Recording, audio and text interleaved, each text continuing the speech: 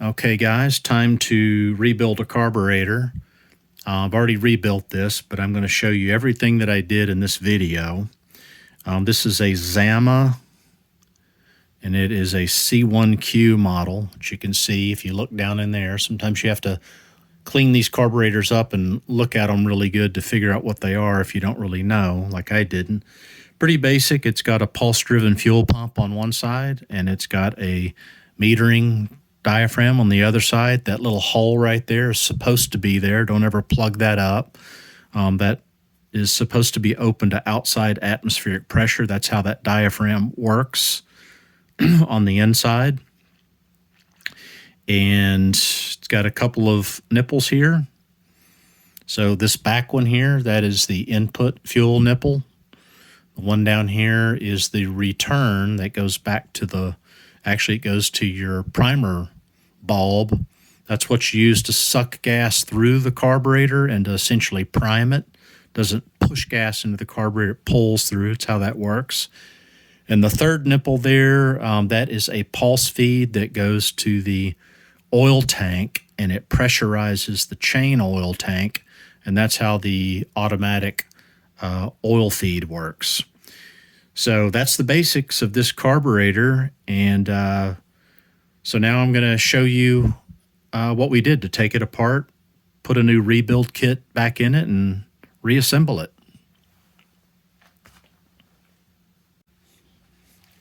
We're going to take this carburetor apart, but first we need to take these little, this is a plastic. I've already gotten into it partially, but these are just little things to put caps on these high and low speed screws so that when you turn them, you don't turn them too far. You can only turn them like a third of a turn, something like that. Most of us just take this stuff off and throw it away because we kind of know how we want to set up our carbs anyway. So I'm just going to wrestle this thing off.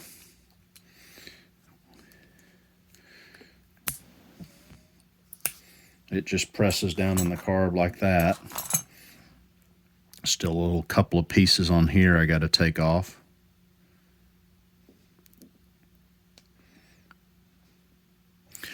And we're going to take these screws out, but when we do, we're going to, there should be high and low markers on these, but we're going to turn them all the way in to where they just seat, and then we know how many turns out they were so that we can remember that when we put this back together.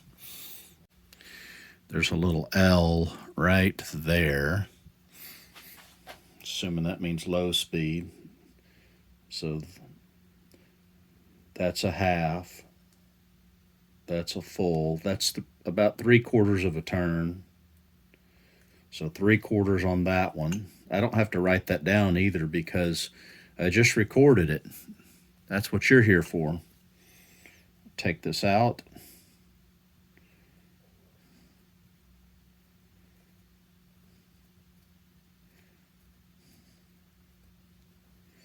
Those go in there a long way.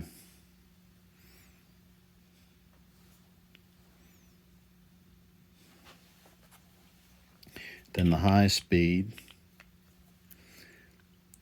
half, full, 1, 1.5. 1.5 on the high speed.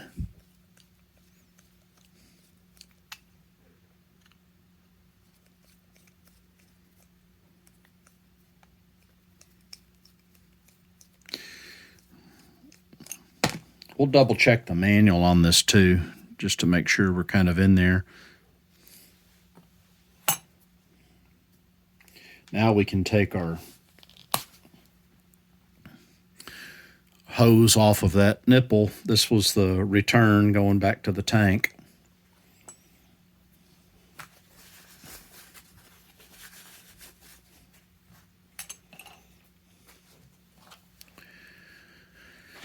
We're going to take the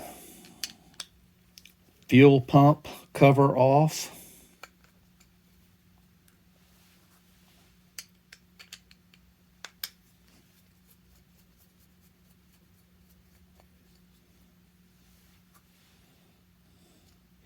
Paying careful attention of the orientation of this. Oh, I'm sorry, this is not the fuel cover. This is the metering side. You see the little hole in that? That's to expose the backside of this diaphragm to atmospheric pressure. That's what that's for. Then we're going to carefully pull this diaphragm off. This is going to be in the kit. And usually there's actually two pieces here. There's the diaphragm, and then there's the gasket. And almost always on these carburetors, when you're talking about the base, the gasket usually goes on, and then whatever goes on top of that. I'm just going to show you. If you kind of carefully take this gasket off, and you don't want to tear these things up and throw them away, because you can use them to compare them against your new kit. Make sure you have all the right parts. Okay, so there's our diaphragm and gasket. Now, so the way this works on the metering thing is there's some misinformation out there on the internet on not just, this is a Zama or a Zama carburetor. I've seen the same misinformation on Tillotson, but there's this little rocker arm here called a metering lever. And when you push down on it, it raises up the needle. There's your needle and seat down in there. And what happens is the diaphragm that's sitting on top of this, when the pressure drops in the intake manifold and basically sucks out the fuel in the metering section in here, it causes that diaphragm to suck inward and push down on this, and that opens up your main fuel circuit. That's how that works. It doesn't have anything to do with pulse. So I've heard some people say that the pulse causes this to vibrate up and down, and that's completely not true. This is a needle and seat. It doesn't need to vibrate. It just needs to open and close when you're opening and closing your main throttle. So that's how that works. So we'll take out these parts next.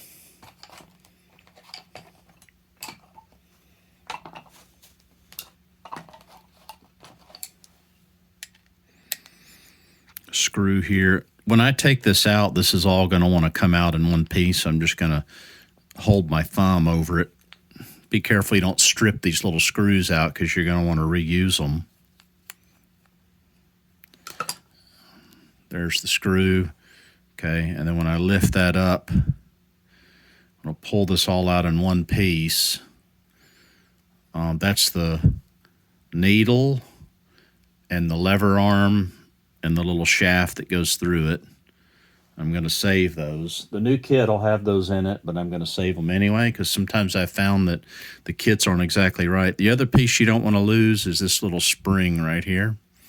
That little spring goes down in that hole, and that's what pushes on the lever that keeps the needle and seat closed, which is pushing against fuel pump pressure until, like we said, when that diaphragm pushes down a little bit on that lever, it's able to overcome the spring pressure, and then the pressure from the pump side comes through your main needle there. So now we're going to take off the pump side. The pump side does use pulse pressure. That's how it works.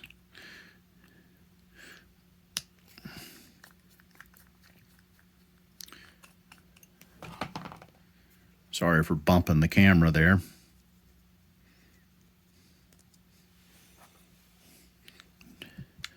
Barely take this apart. There's the pump body, not much to see in there. Then over here, though, it's going to be the same thing.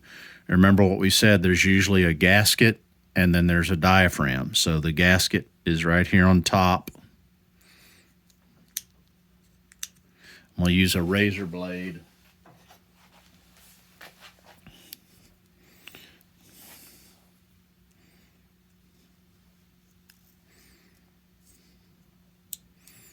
open this with.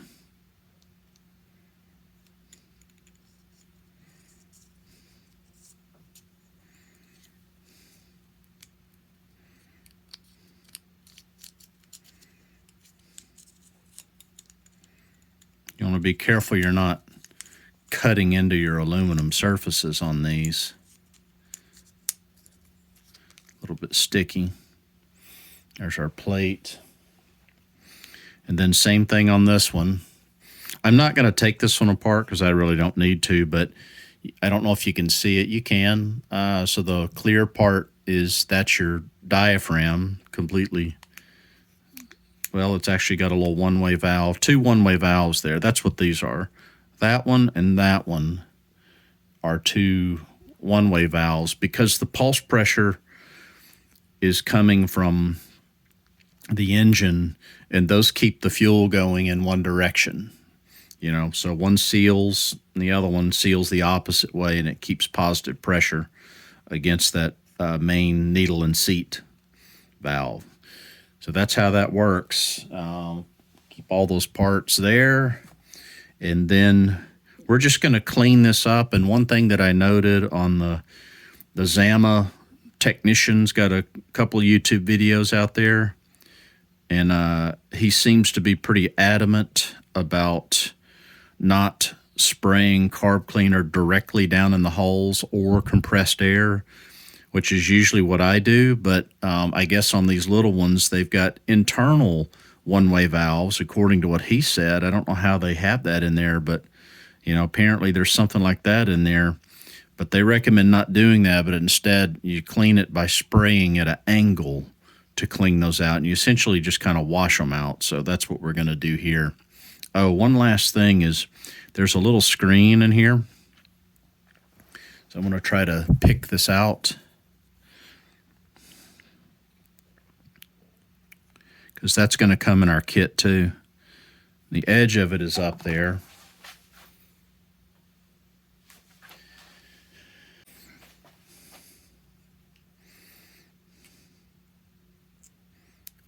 Pull that out like that.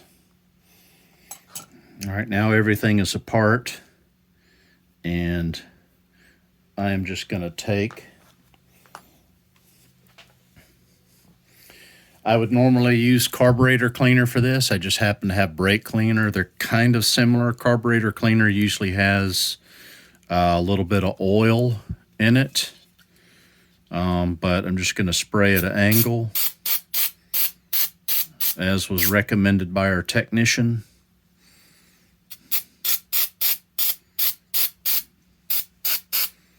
Except around the sides. Those get a full shot because there's no openings in there. It's mainly these holes in the metering side, I think, is the biggest problem. I forgot I usually take a little bit of a razor blade and clean these up a little bit. This was so clean, I just completely forgot about it. But you're just looking for any little leftover pieces of gasket that'll prevent any of those little tiny membranes and gaskets from sealing.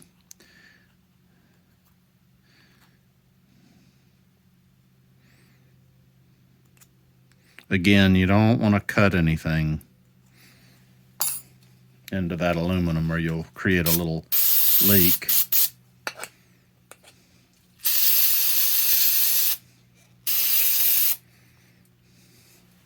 That's better.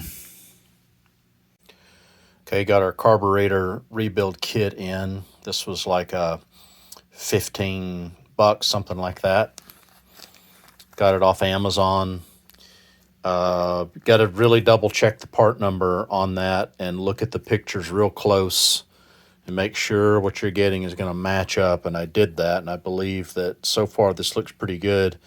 What I'm going to do, though, is I want to take all these little parts out, and I've got all the original parts laid out there, and I'm going to compare every one of these gaskets and pieces to make sure that they're the same ones. Okay, so done that, and these all pretty much match up. Not pretty much, they're spot on, exactly the same. Actually came with its own spring. I don't know if I'm going to use that spring or if I'm going to reuse the old one. But all the gaskets do in fact look like they all match up. Came with a new screen there. Most importantly too is measured this needle with the old needle, and they are the same size, shaped just a little bit differently, but they look to be okay. So I believe this kit will be just fine. Okay, we're going to start with the pump side first. That's kind of the easiest. First thing we're going to do is we're going to put in our new screen, which goes in there. And to do that, we're just going to use the shank of a drill bit of the right size. And I'm just going to push it down in there very gently. I'm going to kind of roll it around on the outside to smooth out any burrs, and I don't want that above the surface, so that looks pretty good. And then now I'm going to put the diaphragm and the gasket on, and the thing is I could put, so the diaphragm needs to go flat against this surface, and the reason is, you can tell by looking at this, I'll try not to damage it, these are kind of fragile, but you see those two little half circle things there? What those do is those lay over these two little holes, and they need to lay flat on this surface. So that's why you put the diaphragm on first, then you put the gasket on top of that. If you get those backwards, your pump is not going to work. So I could put the diaphragm on here and then put the gasket on, but there are no pins on here, to alignment pins, which is going to make that kind of sloppy to put together. So what I'm going to do instead is I'm going to put it on the cover first. So I'm going to put the gasket first on the cover, like that. And then I'm going to carefully put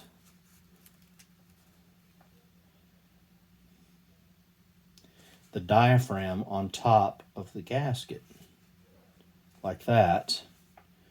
And then once I have those in place, be careful I don't move it.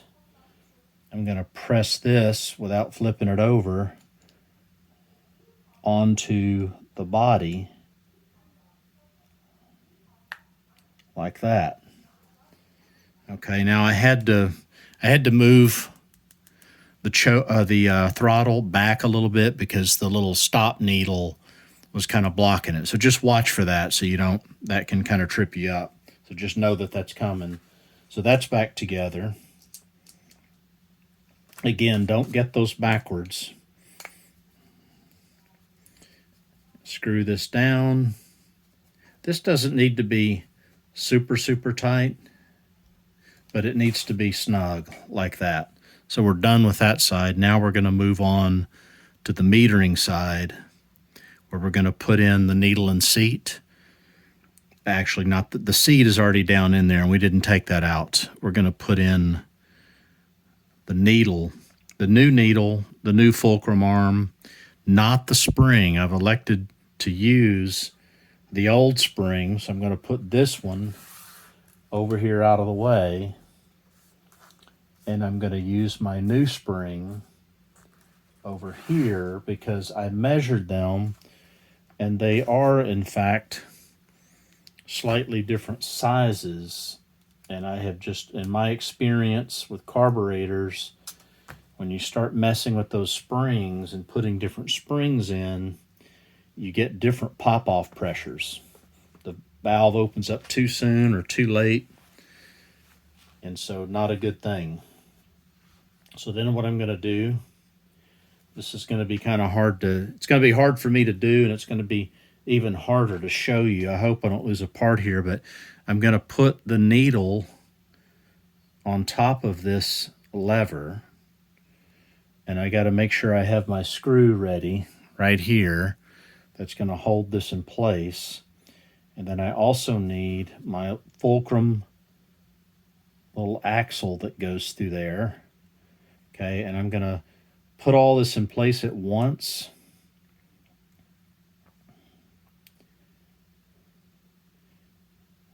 I'm going to try this here, and if it doesn't work, I'm going to turn the camera off and try it 10 million times until I get it to work.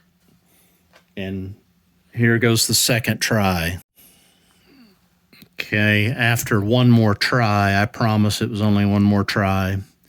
I got it in there, and I don't know if you can see, but you just want to make sure that that spring, I'm going to mess around and this thing's going to pop off and lose all the parts, but right underneath there, you want to make sure that spring is on just underneath that nipple and kind of hold this in.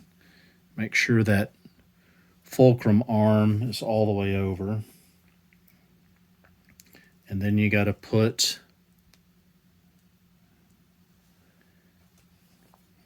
the little holding screw in place.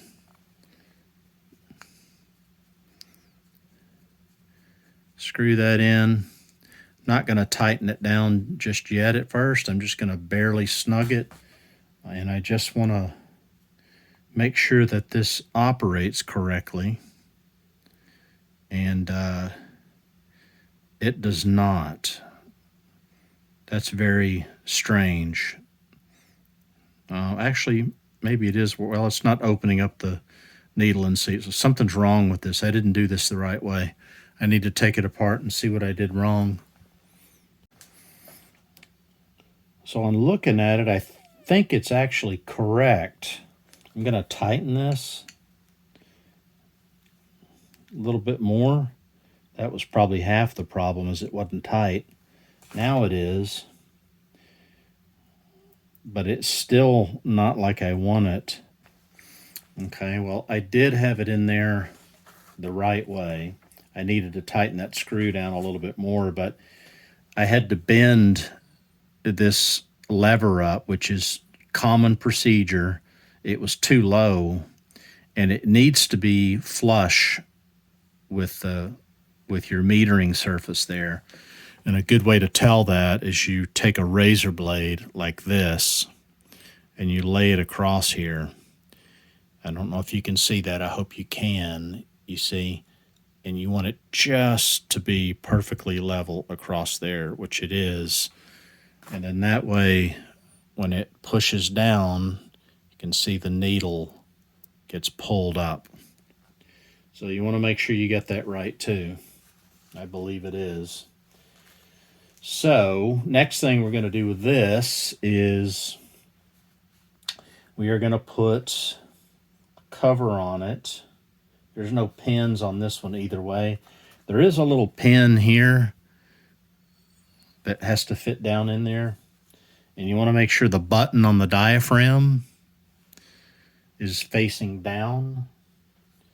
You know, it needs to go right on top of that little plunger.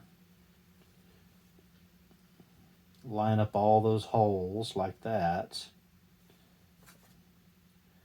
Put the cap on. This is hard to do with big sausage fingers. Okay. And then we're going to put our two screws in. And I'm scanning my workbench here to see what all parts I missed. So far, I don't think I've missed anything.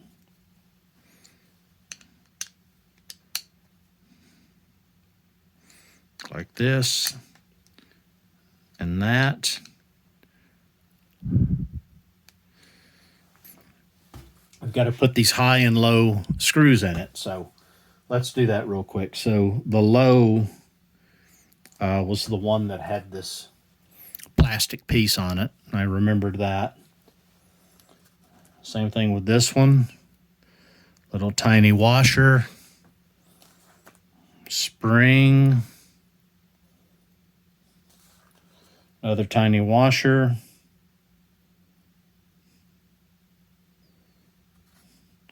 And this is going to go into the high side.